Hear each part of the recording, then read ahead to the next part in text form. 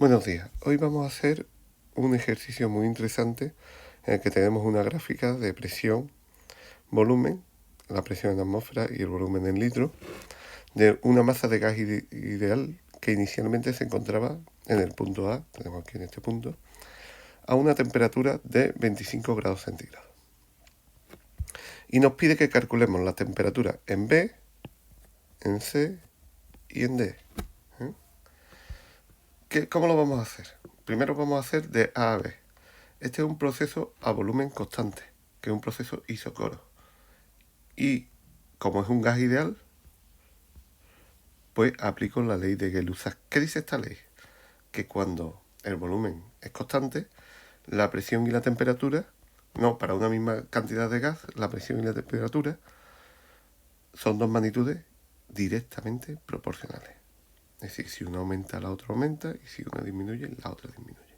Entonces nosotros cogemos aquí y decimos que P sub A partido por T sub A es igual a P sub B partido por T sub B, donde P sub A la conozco, T sub A la conozco, P sub B la conozco y me falta por calcular T sub B. Importante, ojo, la temperatura tiene que venir expresada en Kelvin.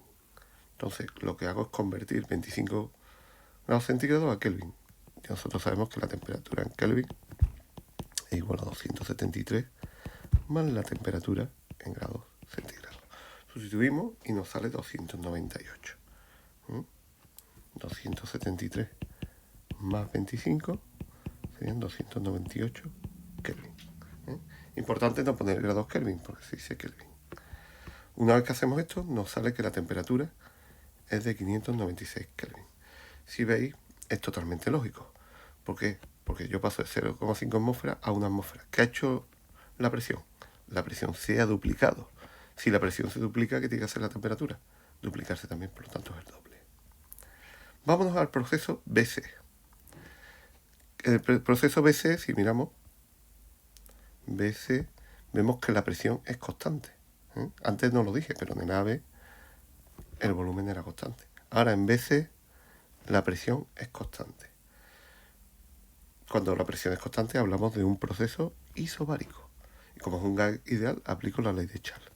La ley de Charles dice que para una misma cantidad de gas a presión constante, la relación entre el volumen y la temperatura del gas es que son directamente proporcionales. Es decir, si uno aumenta, el otro aumenta, si uno disminuye, el otro disminuye. Aquí tenemos V sub B, que la conocemos, que es 0,5 litros, la temperatura B, que también la conocemos, que es 596, V sub C, 1 litro, y T sub C es lo que nos pide. Aquí, por lógica, antes de hacer los cálculos, si el volumen se ha hecho el doble, la temperatura también se tiene que hacer doble. Por lo tanto, la temperatura la calculamos y va a 1192, que casualmente es el doble de la temperatura en Kelvin. AD, proceso de AD. Vamos a estudiar el proceso de AD. Bueno, yo para calcular la DD podría hacerlo de AD o podría hacerlo de CAD. Es más, nosotros en clase yo lo hice de AD y los alumnos lo hicieron de CAD. Y dio exactamente lo mismo. Vamos a comprobarlo.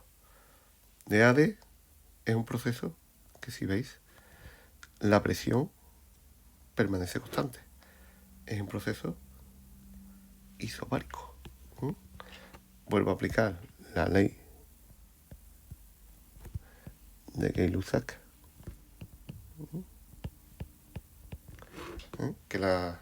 No, de Gay-Lussac no, perdón. Vamos a borrarlo. La ley de Charles. Porque la presión es constante.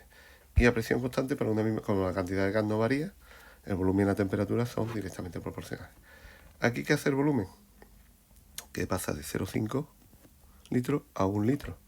Entonces, como la temperatura en el punto A es 298, pues tenemos que la temperatura se va a duplicar y da 596.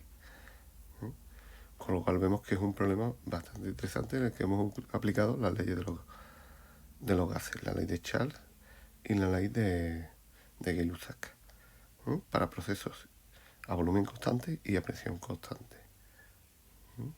Importante, para poder aplicar esto, el gas se tiene que comportar de manera ideal.